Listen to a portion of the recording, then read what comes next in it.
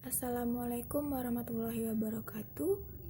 Yang saya hormati Bapak dan Ibu sekalian. Puji syukur mari kita panjatkan kehadirat Allah Subhanahu wa taala karena nikmatnya kita dapat berkumpul pada acara penyuluhan kali ini. Sebelumnya saya mengucapkan terima kasih kepada Bapak dan Ibu sekalian yang telah meluangkan waktunya untuk dapat hadir pada acara penyuluhan kali ini.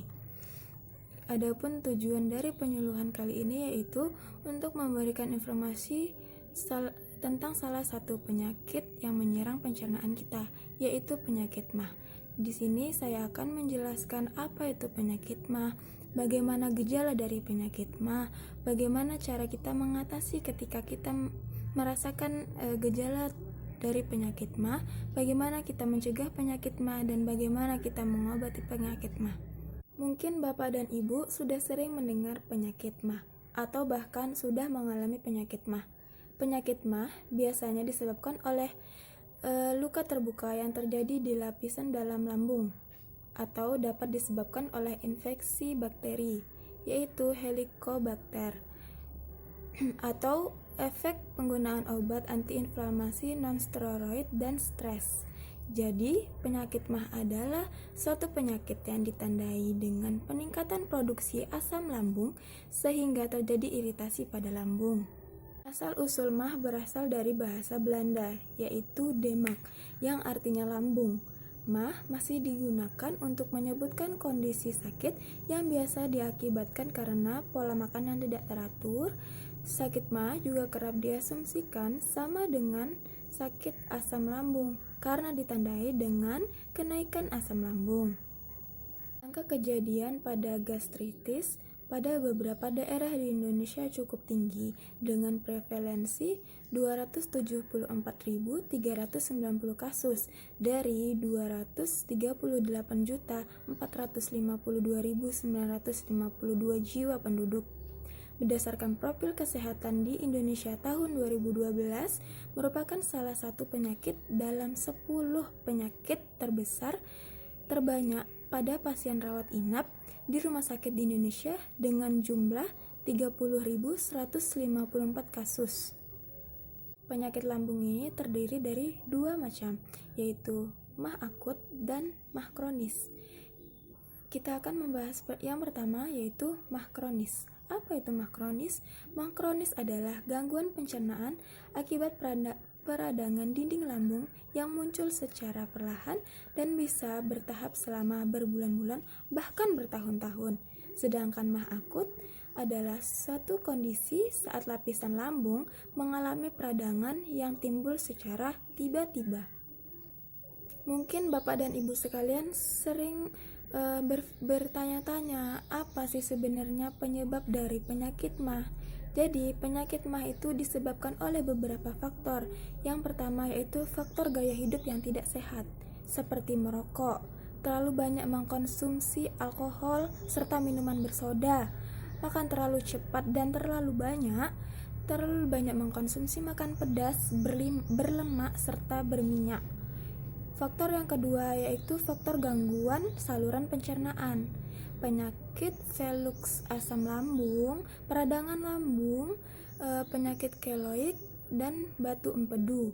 Faktor yang ketiga yaitu faktor efek samping penggunaan obat-obatan seperti obat antibiotik, obat antiinflamasi non-steroid seperti diclofenac dan ibuprofen. Gejala dari penyakit MAH yaitu nyeri pada ulu hati disertai dengan rasa terbakar di bagian dada, mual atau susah menelan, perut kembung dan terasa penuh, mudah kenyang, sering bersendawa, nafsu makan menurun karena perut terasa sakit, naiknya asam lambung serta penurunan berat badan. Keluhan penyakit MAH yaitu mual saat atau sedang makan, perut kembung dan terasa penuh, mudah kenyang, sering bersendawa, toleransi terhadap makanan berlemak. Nafsu makan menurun. Yang kedua, nafsu makan menurun karena perut terasa sakit, naiknya asam lambung, penurunan berat badan. Keluhannya terbilang bahaya, mual dan muntah secara terus-menerus, tinja berwarna gelap atau mengandung darah, muntah darah, nyeri perut yang tiba-tiba terasa begitu menyakitkan, sulit bernapas.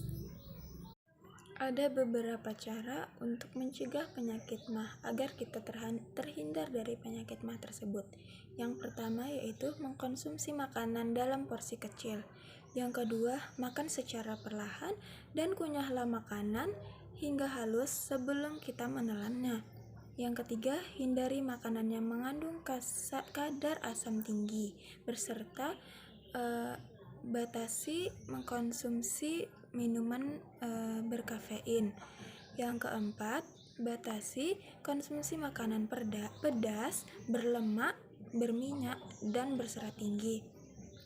Yang kelima, batasi konsumsi alkohol, karena alkohol dapat menyebabkan iritasi pada lapisan rongga perut.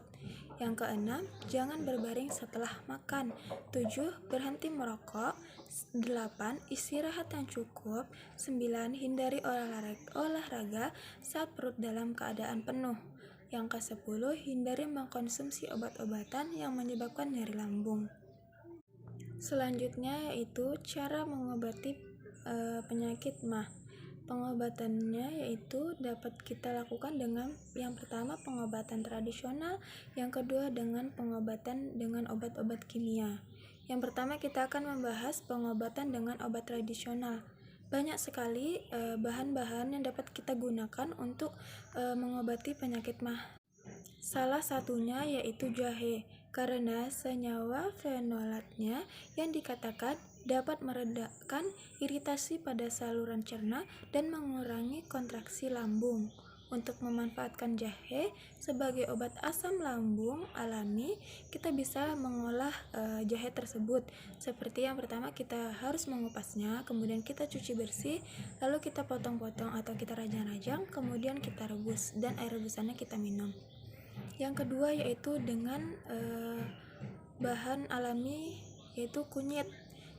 Sama seperti jahe, kunyit dapat membantu meredakan gangguan lambung, membantu meredakan rasa sakit dan perih yang ditimbulkan dari lambung.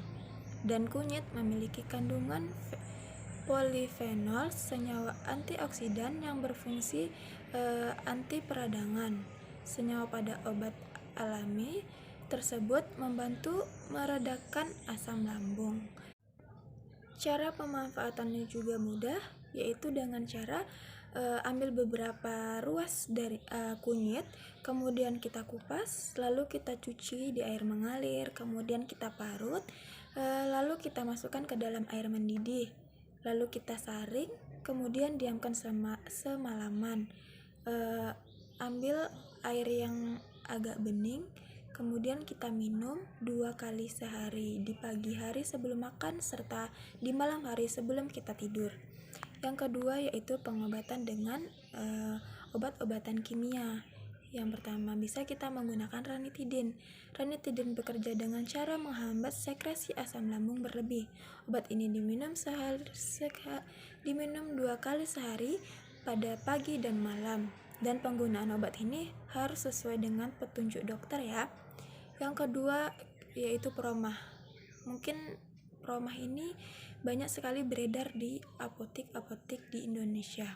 Promah mengandung komposisi zat aktif seperti magnesium hidroksida, hidrolatik, dan simetikon.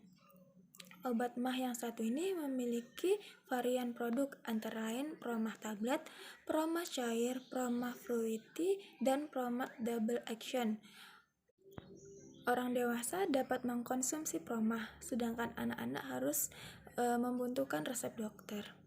Dan yang terakhir yaitu kapan harus ke dokter. Maksudnya kita harus memberikan penanganan ketika kita mengalami muntah terus-menerus, muntah darah, berat badan menurun tanpa disengaja atau kehilangan nafsu makan, tinja berwarna merah kehitaman menyerupai kopi, nyeri atau kesulitan saat menelan, nyeri perut hebat yang berlangsung lebih dari 1 jam, nyeri perut hingga timbul selama lebih dari 24 jam, mengalami demam, yaitu 39 derajat Celcius. Baiklah, hanya itu yang dapat saya sampaikan. Semoga apa yang saya sampaikan dapat bermanfaat serta diterapkan dalam kehidupan kita masing-masing. Saya akhiri. Wassalamualaikum warahmatullahi wabarakatuh.